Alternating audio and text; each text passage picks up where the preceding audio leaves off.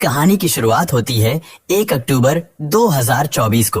रामनवमी का दिन था और रघुवंशी समाज का भंडारा था। इसी दिन समाज के लोग शादी के योग्य लड़के लड़कियों के नाम समाज के रजिस्टर में लिख देते हैं। सोनम की फैमिली वालों ने जब उस रजिस्टर में राजा रघुवंशी की डिटेल्स पढ़ी तो उन्हें लड़का अच्छा लगा। एक तो राजा का काम भी अच्छा था, दूसरा वो इंदौर का ही रहने वाला था। उसके बाद सोनम की माँ का राजा के घर फोन आया। वो लोग मिलने आए, फिर लड़का लड़की आपस में मिले और बात पक्की हो गई। लेकिन शुरू में ही राजा ने एक ऐसी बात नोट की जिसे उसके परिवार वाले अगर समझ जाते तो शायद राजा की जान बच भी सकती थी। राजा ने एक दिन अपनी माँ को बताया कि सोनम मुझ में इंटरेस्ट नहीं ले रही है। राजा दरअसल सोनम के साथ फिल्म देखने जाना चाहता था। सोनम ने इसके लिए मना कर दिया। राजा फोन भी करता था तो सोनम उससे बात नहीं करती थी। राजा की माँ ने इस बारे में सोनम से पूछा तो उसने कहा, मैं ऑफिस में बिजी होती हूँ इसलिए बात नहीं कर पाती। तब राजा के परिवार ने इस पर ज्यादा ध्यान नहीं दिया। उन्होंने सोचा कि शायद सोनम सही कह रही हो। 11 मई 2025 को इंदौर में सोनम और राजा रघुवंशी की शादी हुई। सोनम शादी के बाद सिर्फ 4 दिन ही राजा के घर रही, फिर अपने मायके चली गई। राजा शादी के बाद कश्मीर घूमने जाना चाहता था, लेकिन पहलगाम हादसे के बाद वो प्रोग्राम उसे टालना पड़ा।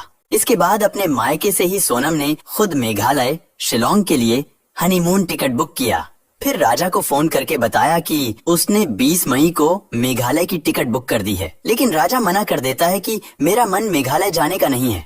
राजा ये बात अपनी माँ से कहता है कि सोनम ने मुझसे बिना पूछे मेघालय की टिकट बुक कर दी है। टिकट पहले से बुक था, इसलिए माँ ने कहा चले जाओ, टिकट हो गया है तो कैंसिल करना सही नहीं रहेगा, इसी बहाने दोनों घूम भी लोगे।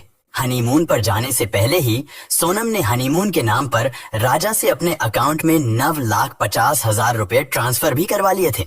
फिर 20 मई 2025 को दोनों शिलोंग के लिए रवाना हुए।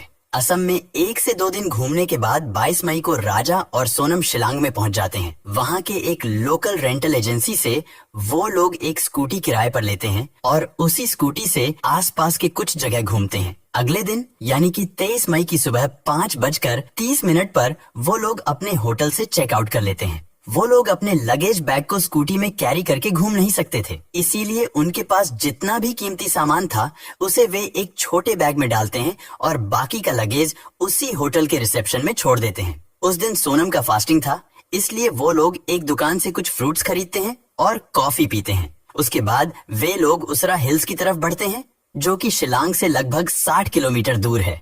वहां पहुंचने के बाद दोपहर करीब 1 से 1:30 बजे के बीच सोनम अपनी सासू माँ से फोन पर बात करती है।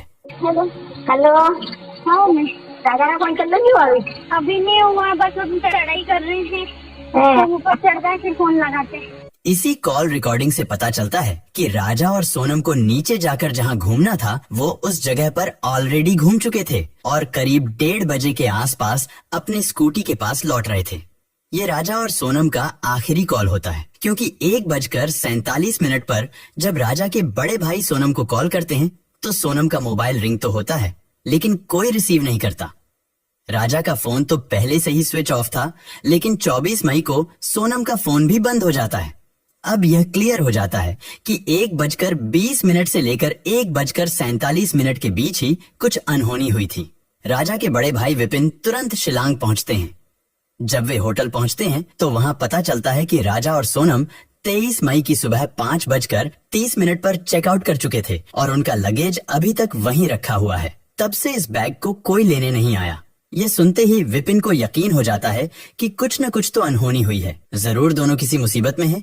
राजा और सोनम का घर वालों से बात हुए 1 दिन से ज्यादा हो चुका था। ऊपर से पूरा नॉर्थ ईस्ट भारी बारिश की चपेट में था। कई जगह बाढ़ और लैंडस्लाइड की वजह से रेड अलर्ट लगा हुआ था। ऐसे में समय रहते खोजबीन नहीं होती तो उनका मिलना मुश्किल हो जाता।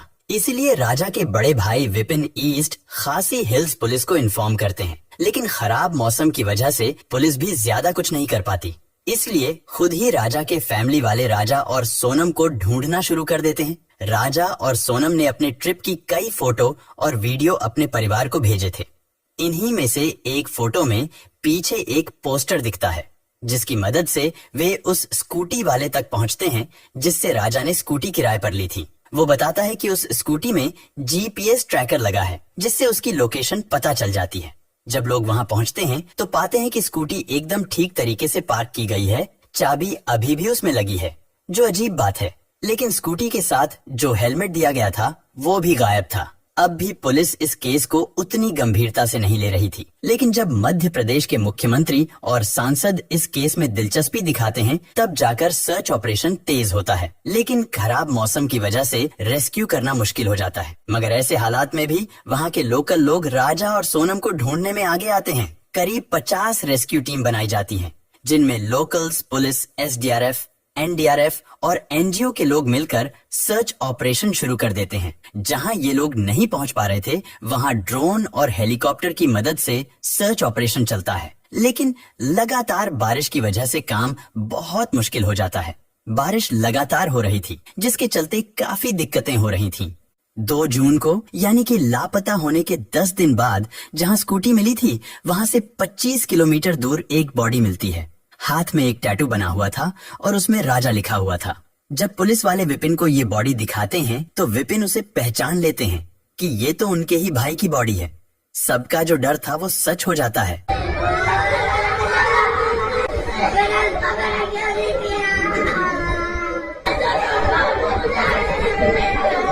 परिवार में हाहाकार मच जाता है। लेकिन यहाँ पर कहानी खत्म नहीं होती, बल्कि ये केस अब और भी उलझ चुका था। राजा के परिवार वालों ने बताया कि जब वह घर से निकले थे तो उनके गले में सोने की चेन थी, हाथ में 2 वेडिंग रिंग्स और एक डायमंड ब्रेसलेट भी पहना हुआ था, जिसकी कीमत करीब 10 लाख रुपए थी। लेकिन पुलिस को अब तक जो चीजें मिली थीं, उनमें एक सफेद रंग की महिला की शर्ट, एक पैंटोप्राजोल टैबलेट, वीवो का टूटा हुआ मोबाइल और राजा की स्मार्ट वॉच शामिल है। लेकिन सोने की चेन, दोनों रिंग्स और ब्रेसलेट गायब है। पोस्टमार्टम रिपोर्ट से पता चलता है कि राजा के शरीर पर कई जगह धारदार हथियार के घाव थे, यानी उसकी हत्या की गई थी। उनको मारकर नीचे खाई में फेंक दिया गया था। हथियार भी नया था, जैसे राजा को मारने के लिए ही यह खरीदा गया हो। हालांकि पुलिस ने उस हथियार को भी बरामद कर लिया है। जो स्कूटी मिलती है वह प्रॉपर्ली एक जगह पर पार्क किया हुआ था। उसमें कोई स्क्रैच मार्क नहीं था, जिससे यह पता चलता है कि उनका एक्सीडेंट स्कूटी में नहीं हुआ है, बल्कि उन्हें मारा गया था। लेकिन अजीब बात यह है कि उस स्कूटी में चाबी लगा हुआ था और उसका हेलमेट मिसिंग था। स्कूटी से थोड़ी ही दूरी पर राजा और सोनम के बैग्स भी मिलते हैं, जो वो अपने साथ लेकर आए थे। और वहां से लगभग 25 किलोमीटर दूर राजा की बॉडी मिलती है। ये तभी पॉसिबल हो सकता है जब राजा को मारने के बाद कातिल ने स्कूटी को ओसरा हिल्स के पास लाकर पार्क किया होगा, और स्कूटी वहां पर पार्क करने के बाद उसी ने ही गाड़ी में चाबी छोड़ दिया होगा, क्योंकि यह एक रेंटेड स्कूटी था। फिर उसने वो बैग भी वहीं पर फेंक दिया होगा। यानी कि कातिल हत्या कर बॉडी को दूर फेंका और स्कूटी को जानबूझकर सही से पार्क कर दिया, ताकि सर्च ऑपरेशन गुमराह हो जाए। राजा की हत्या 23 मई को हुई थी, लेकिन उसकी लाश 2 जून को मेघालय के प्रसिद्ध वेई सावडोंग फॉल्स के पास एक गहरी खाई में बेहद सड़ी गली हालत में मिली। शरीर पर गहरे जख्म थे। सिर और पीठ पर धारदार हथियार के 2 घाव साफ नजर आ रहे थे। इन सब साक्ष्यों से साफ हो गया कि यह कोई हादसा नहीं, बल्कि सोची समझी और खौफनाक हत्या थी। अब तक पुलिस इसे लूटपाट का मामला मान रही थी और सोनम रघुवंशी की तलाश में जुट गई थी, जो उसी दिन से लापता थी। पुलिस को शक था कि लुटेरों ने राजा को लूटने के बाद उसकी हत्या कर दी, और संभव है कि सोनम को भी मारकर कहीं फेंक दिया हो। जैसे ही ये खबर मीडिया के जरिए आम लोगों तक पहुंची, हर कोई सन्न रह गया। लोगों में गुस्सा फूट पड़ा और वे सड़कों पर उतर आए। विरोध प्रदर्शन शुरू हो गया। जनता के भारी दबाव के बाद पुलिस ने तुरंत विशेष जांच टीम SIT का गठन किया और सोनम की तलाश को प्राथमिकता दी। लेकिन इस मामले की दिशा तब पूरी तरह से बदल गई, जब एक स्थानीय गाइड अल्बर्ट पीडी ने पुलिस को बताया कि 23 मई को उसने राजा और सोनम को 3 अनजान युवकों के साथ फॉल्स की ओर जाते हुए देखा था। इन तीनों युवकों की सबसे चौंकाने वाली बात यह थी कि वे सभी हिंदी में बात कर रहे थे। इसके बाद पुलिस ने CCTV फुटेज खंगाले। फुटेज में राजा, सोनम और 3 अज्ञात युवकों को एक साथ घूमते देखा गया। जब पुलिस ने सोनम के मोबाइल की कॉल डिटेल रिकॉर्ड CDR निकाली, तो कई संदिग्ध कॉल्स इंदौर और यूपी के नंबरों पर मिलते पाए गए। इसके बाद मेघालय पुलिस ने इंदौर और यूपी की पुलिस के साथ मिलकर दोनों ही राज्यों में अलग अलग जगह छापेमारी करके 4 लोगों को पकड़ लिया। इनमें राज कुशवाहा और विशाल चौहान को इंदौर से, आकाश राजपूत को इंदौर के पास से और आनंद कुर्मी को बीना से गिरफ्तार कर लिया गया। शायद सोनम को इस बात की भनक लग गई थी कि उसके साथी अब पुलिस की गिरफ्त में आ चुके हैं। इसी डर से उसने आत्मसमर्पण करने का फैसला किया और फिर 8 जून की रात करीब 1 बजे यूपी के गाजीपुर में एक ढाबे पर एक लड़की बदहवास हालत में पहुंची।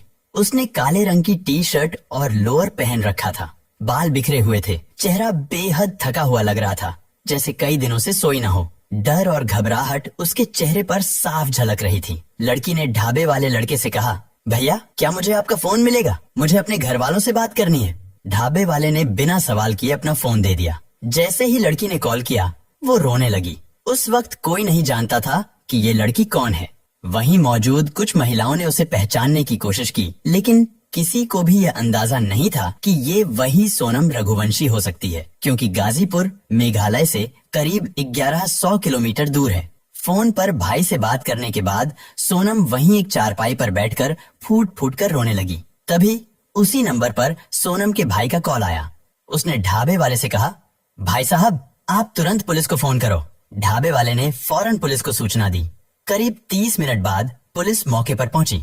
जब सोनम ने अपनी पहचान बताई तो पुलिस समझ गई कि यही वो लड़की है जिसकी तलाश में मेघालय पुलिस पिछले 17 दिनों से जुटी हुई थी। फिर सोनम को गाजीपुर पुलिस अपने साथ ले गई और बाद में मेघालय पुलिस को सौंप दिया गया। सोचिए, जो सोनम पिछले 17 दिन से लापता थी, जिसे सबने मरा हुआ मान लिया था, वही सोनम जब उसके साथियों की गिरफ्तारी होती है तो कैसे खुद ही अपने भाई को फोन करती है। अगर वो निर्दोष थी और जिंदा थी तो क्या ये काम पहले भी नहीं कर सकती थी? पूछताछ में जो खुलासा हुआ उसने पूरे मामले की दिशा ही बदल दी और पुलिस भी हैरान रह गई। शुरुआती पूछताछ में सोनम ने सच छुपाने की हर मुमकिन कोशिश की, बार बार बयान बदले, झूठी कहानियां गढ़ी और पुलिस को गुमराह करने की कोशिश की, लेकिन सख्त सवालों और सबूतों की मार के आगे उसका झूठ ज्यादा देर टिक नहीं सका। धीरे धीरे परतें खुलने लगीं और सच खुद ब खुद बाहर आने लगा। सोनम रघुवंशी ने जो कहानी पुलिस के सामने बयां की वह किसी थ्रिलर फिल्म से कम नहीं थी।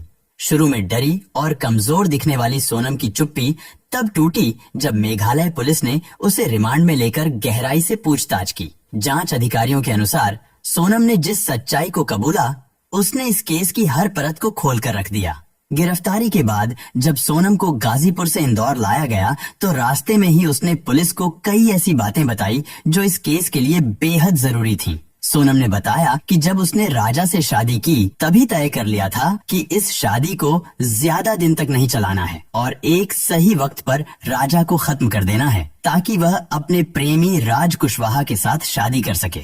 अब उसने जो पुलिस को बयान दिया उसमें उसने बताया कि उसके प्रेमी ने ही उसे बार बार समझाया था कि अगर तुम राजा को हटा दोगी तो तुम्हारे घर वाले भी हमारी शादी के लिए मान जाएंगे, और यही सोचकर उसने राज को भरोसे में लेकर साजिश रचनी शुरू की। सोनम ने कबूला कि राजा बहुत अच्छा इंसान था, वह उसे बहुत प्यार करता था, लेकिन वह हर वक्त बस उसकी निगरानी करता था। सोनम को बार बार लगता था कि वह आजाद नहीं है और यही सोचकर उसने तय कर लिया कि राजा को रास्ते से हटाना ही सही फैसला है। उसने यह भी बताया कि उसके पिता की तबीयत खराब थी, इसीलिए वह अपने प्रेमी से शादी नहीं कर पाई थी और राजा को एक समझौते की तरह स्वीकार कर लिया था, लेकिन दिल से कभी उस रिश्ते को अपनाया नहीं। शादी के बाद भी वह लगातार अपने प्रेमी राज कुशवाहा के संपर्क में थी। सोनम और राज के बीच शारीरिक और मानसिक रूप से गहरा रिश्ता था और दोनों चाहते थे कि राजा की जिंदगी से स्थायी रूप से छुटकारा मिल जाए। पुलिस को दिए बयान में सोनम ने कहा कि उन्होंने मिलकर हत्या की पूरी योजना तैयार की थी। इसके तहत राज कुशवाहा ने अपने 3 दोस्तों विशाल सिंह चौहान, आकाश राजपूत और आनंद सिंह कुर्मी को साथ जोड़ा। योजना के मुताबिक सोनम और राजा को मेघालय ट्रिप पर भेजा गया ताकि घटना दुर्घटना जैसी लगे और शक ना हो। 23 मई को जब वे सावडोंग फॉल्स के पास ट्रेकिंग के लिए निकले तो सोनम ने राजा को एक ऐसे रास्ते पर ले जाने में मदद की जहां पहले से छिपे 3 हमलावर मौजूद थे। राजा पर अचानक धारदार हथियार से हमला किया गया और उसे खाई में धकेल दिया गया। सोनम ने बताया कि वह सब कुछ जानते हुए भी वहीं से वापस लौट गई और फिर फरार हो गई। पूछताछ में सोनम ने साफ कहा कि इस पूरी हत्या के पीछे उसकी मंशा राजा से छुटकारा पाकर राज कुशवाहा के साथ जिंदगी शुरू करने की थी। उसने इस साजिश के लिए आर्थिक मदद भी की, कॉल्स और मीटिंग्स के जरिए हत्यारों को निर्देश भी दिए। यही नहीं, बाद में जब मीडिया और पुलिस का दबाव बढ़ा तब उसने खुद को बचाने के लिए गाजीपुर जाकर छिपने की कोशिश की, लेकिन डर और मानसिक दबाव में खुद ही उसने आत्मसमर्पण कर दिया। सोनम ने यह भी कबूल किया कि हनीमून पर जाने का प्लान उसी का था, घूमने के लिए नहीं बल्कि राजा को मरवाने के लिए। अब पुलिस की जांच में सामने आया है कि सोनम और राज कुशवाहा पिछले 5 महीने से रिलेशनशिप में थे। सोनम के पिता हार्ट के मरीज थे और घर वाले चाहते थे कि शादी समाज के हिसाब से हो, इसलिए सोनम ने अपने प्रेमी राज को छोड़कर राजा से शादी कर ली। लेकिन मन में पहले ही प्लान था कि शादी के बाद राजा को रास्ते से हटा दिया जाएगा ताकि वह फिर से राज के साथ जिंदगी बिता सके, और यही हुआ। सोनम ने पूरी प्लानिंग की थी और शादी के 5 दिन बाद 16 मई को इंदौर के सुपर कॉरिडोर पर एक कैफे में बैठकर उसने अपने प्रेमी राज के साथ राजा की हत्या की साजिश रची। राज ने अपने 3 दोस्तों विशाल चौहान, आकाश राजपूत और आनंद कुर्मी को इस मर्डर प्लान में शामिल किया और उसी रात 6 घंटे तक फोन पर सोनम से बात कर पूरी योजना समझाई। सोनम को एक कीपैड फोन, एंड्रॉइड मोबाइल और नई सिम दी गई ताकि वह लगातार संपर्क में रहे, और इन सब चीजों की कीमत पहले ही राज ने चुकाई। जब सोनम ने बताया कि वह 22 मई को शिलोंग ट्रिप पर निकल रही है तो राज ने सभी आरोपियों के टिकट बुक करवा दिए, लेकिन खुद आखिरी वक्त पर मना कर गया और इंदौर में ही रहा। वहां रहकर वह सबको डायरेक्शन देता रहा ताकि कोई शक न हो। यहाँ तक कि राजा के अंतिम संस्कार में भी वह शामिल हुआ ताकि सबको लगे कि वह दुखी है और परिवार के करीब है। 23 मई को जो हुआ वह दिल दहला देने वाला था। आरोपियों ने गुवाहाटी से एक ऑनलाइन ऑर्डर की गई छोटी कुल्हाड़ी यानी डाव खरीदी और शिलोंग में सोनम और राजा के होमस्टे से 1 किलोमीटर दूर ठहरे। सोनम लगातार लोकेशन शेयर करती रही और किराए की स्कूटी लेकर राजा को बहाने से उस जगह ले गई जहां सुनसान इलाका था। दोपहर 1:30 पर सोनम ने फोटोशूट का बहाना बनाकर राजा को पहाड़ी की तरफ चलने को कहा। आरोपियों ने पीछा करना शुरू किया, लेकिन चढ़ाई इतनी ऊंची थी कि उन अपराधियों ने सोनम से कहा कि वह काफी थक गए हैं और वह राजा को नहीं मार पाएंगे। तब सोनम ने उन लोगों से कहा कि मैं तुम्हें 20 लाख दूंगी। इस लालच के बाद आरोपियों ने हत्या के लिए हाँ कर दिया। जब सोनम और राजा उस सुनसान जगह पर पहुँचे तो पीछे से तीनों आरोपी वहाँ पहुँचे। आकाश दूसरी बाइक से दूर से निगरानी कर रहा था और जब उन्हें यकीन हो गया कि कोई आसपास नहीं है तब उन्होंने राजा पर पीछे से हमला किया। राजा ने विरोध किया, लड़ाई की, लेकिन सिर और सीने पर गहरे वार के बाद वह बेहोश हो गया। विशाल चौहान ने पीछे से वार किया और उसी वक्त सोनम चिल्लाई, मार डालो इसे। फिर जब राजा अधमरा था तो आरोपियों ने उसे उठाने की कोशिश की, लेकिन जब नहीं उठा सके तो खुद सोनम ने उसे धक्का दिया और खाई में फेंक दिया। यह सब करने के बाद सोनम ने आरोपियों को राजा के पर्स से निकाले हुए 15,000 रुपए दिए और कहा कि पूरा पैसा बाद में मिलेगा। राजा को खाई में फेंकने से पहले ही सोनम ने बड़ी ही चालाकी से उसके गले से सोने की चेन, हाथ में पहना डायमंड का ब्रेसलेट और 2 सोने की अंगूठी भी निकाल ली थी, जिसकी कीमत राजा के घर वालों ने लगभग 10 लाख बताया था। फिर आरोपी वहां से उसकी बुक की गई स्कूटी लेकर 25 किलोमीटर दूर छोड़ आए। सोनम ने उन लोगों के सामने ही अपना फोन तोड़ दिया और नदी में फेंक दिया ताकि कोई लोकेशन ट्रैक ना कर सके। राजा की हत्या के बाद सोनम शिलोंग से गुवाहाटी पहुंची और वहां से ट्रेन द्वारा इंदौर, मध्य प्रदेश लौट गई थी। इंदौर पहुंचकर सोनम ने राज कुशवाहा के साथ एक फ्लैट में कुछ दिन बिताए। पुलिस जांच में यह भी सामने आया कि राज ने खुद उसे एक कैब भेजी थी। आखिरकार सोनम वहीं रुकी, लेकिन इस दौरान वह हर एक अपडेट पर नजर रख रही थी। जब पुलिस ने राज कुशवाहा और बाकी आरोपियों को गिरफ्तार किया तो सोनम घबरा गई और अकेली गाजीपुर पहुंची। जांच में सामने आया कि सोनम ने हत्या के कुछ दिन पहले ही नए मोबाइल में एक नई सिम डलवाई थी ताकि पुलिस को ट्रैकिंग में दिक्कत हो। इस नंबर से वह सिर्फ अपने प्रेमी और बाकी आरोपियों के संपर्क में थी। उसने ही फोन पर राज को पूरी जानकारी दी कि वह शिलोंग कब निकल रही है, कौन सा होटल बुक किया है और राजा के दिन भर की एक्टिविटी क्या क्या होगी, ताकि हमलावर उसे फॉलो कर सकें। इस केस में जो बात सबसे ज्यादा डराने वाली है वो यह है कि हत्या से ठीक एक दिन पहले सोनम ने व्रत भी रखा था। मेरा तो उपास है ना, मेरे को 2-3 बार बोल दिया। मैंने मैं घूमने के चक्कर में अपनी 11 थोड़ी तोड़ूंगी। वही तो तेरी मैं भी परिवार बना रही तो मेरे को एकदम से याद आ गई कि आज तो मेरे बहू का उपास है बापे। हाँ। अपने सास से बात करते हुए उसने कहा था कि वह अपरा एकादशी का व्रत कर रही है ताकि मनोकामना पूरी हो जाए। लेकिन सच्चाई यह थी कि उसके मन की मनोकामना राजा को मारने से जुड़ी थी। उसी दिन यानी 23 मई को उसने हत्या को अंजाम दिलवाया और फिर खुद अपने हाथों से राजा को खाई में धक्का दे दिया। इस बीच एक और चौंकाने वाला खुलासा हुआ जब पुलिस को एक ऑडियो रिकॉर्डिंग मिली जिसमें सोनम और राज की बातचीत थी। इसमें साफ सुना जा सकता है कि सोनम राज से कह रही है कि राजा को खत्म करने के बाद सब कुछ आसान हो जाएगा और हम हमेशा साथ रह सकेंगे। यह रिकॉर्डिंग केस का सबसे बड़ा सबूत बन गया है और अब इसे कोर्ट में भी पेश किया जाएगा। राज कुशवाहा ने भी कबूला है कि उसने ही अपने 3 दोस्तों को पैसों का लालच देकर इस मर्डर में शामिल किया था। वह जानता था कि अकेले सोनम कुछ नहीं कर पाएगी, इसलिए उसने अपने दोस्तों को भी इसमें घसीट लिया। राज कुशवाहा ने पुलिस को बताया कि सोनम ने उससे कहा था कि जब मैं विधवा हो जाऊंगी तब मेरे घर वाले भी हमारी शादी के लिए तैयार हो जाएंगे, इसलिए पहले राजा को हटाना पड़ेगा। पूछताछ के दौरान हर आरोपी ने अपना जुर्म स्वीकार किया और यह भी साफ हो गया कि हत्या किसी एक का फैसला नहीं था, बल्कि यह सभी के बीच महीनों पहले से बनाई गई एक सोची समझी साजिश थी। पुलिस ने चारों आरोपियों के पास से वो मोबाइल फोन, बातचीत के कॉल रिकॉर्ड्स, लोकेशन डिटेल्स और डिजिटल ट्रांजैक्शन के सबूत बरामद किए जो हत्या की प्लानिंग में सोनम और राज कुशवाहा के सीधे जुड़ाव को साबित करते हैं। सोनम को लेकर अब एक नई और चौंकाने वाली बात सामने आई है। दरअसल राजा की हत्या के बाद सोनम बुर्का पहनकर मेघालय से फरार हो गई थी। सोनम ने खुद पुलिस को बताया कि वह राजा की हत्या के बाद बुर्का पहनकर शिलांग से बाहर निकली और लंबे समय तक बुर्के में ही घूमती रही। टैक्सी, बस और ट्रेन के जरिए वह मध्य प्रदेश के इंदौर पहुंची। पुलिस को दिए बयान में सोनम ने कहा कि राज ने इंदौर में ही 2 महीने के लिए किराए पर एक कमरा लिया था जहां कोई सीसीटीवी कैमरा नहीं था।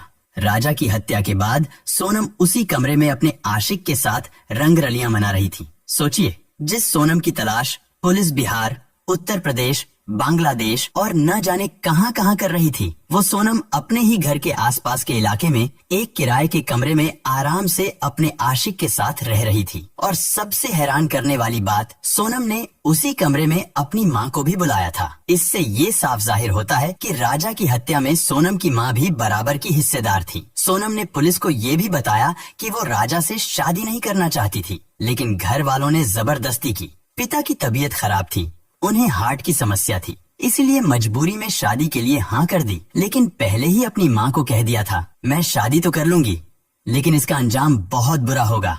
और वही हुआ, अंजाम राजा की हत्या में सामने आया। अब आप सोचिए, एक माँ होकर भी उसने अपनी बेटी का साथ दिया, एक बेटे से उसकी माँ को हमेशा के लिए जुदा कर दिया। क्या एक महिला इतनी निष्ठुर हो सकती है? सोनम ने यह भी बताया कि उसने राजा की हत्या की योजना फरवरी में ही बना ली थी। शादी की तारीख थी 10 से 11 मई के बीच और फरवरी से ही वह पल पल की योजना बनाने लगी थी। कब, कहां, कैसे हत्या होगी और हत्या के बाद वो कहां और कैसे जाएगी, हर चीज का प्लान पहले से तय था। जब आकाश, विशाल और आनंद गिरफ्तार हुए तो सोनम डर गई और फिर गाजीपुर के एक ढाबे पर जाकर खुद ही सरेंडर कर दिया। उसने बताया कि उसे उस ढाबे तक उसका प्रेमी राज छोड़कर गया था। वहां पहुंचकर सोनम ने खुद को अपहरण की शिकार बताने की कोशिश की, जैसे कोई उसका अपहरण कर लिया था, और वो वहां से किसी तरह भाग आई। सबसे खौफनाक प्लानिंग तो यह थी, राजा की हत्या के बाद ये लोग एक और महिला की हत्या करके उसकी जली हुई लाश को सोनम की लाश बताने वाले थे। अगर मेघालय पुलिस समय रहते नहीं पहुंचती तो किसी और महिला को मारकर ये कह देते, ये है सोनम की लाश। यानी इन दरिंदों को ना इंसानियत का ख्याल था, ना किसी की जान की कीमत। पुलिस जांच में यह भी सामने आया कि 19 मई को असम में इन्होंने राजा को मारने की कोशिश की थी, लेकिन असफल रहे। फिर सोनम ने शिलांग और सोहरा चलने की सलाह दी। पुलिस अधिकारी विवेक के अनुसार दोपहर 2 बजे से लेकर 2:18 के बीच तीनों ने राजा पर पेड़ काटने वाले भारी हथियार से हमला किया। 4-5 बार हमला होने के बावजूद राजा लड़ता रहा। तब सोनम ने चिल्लाकर कहा, मार दो इसे।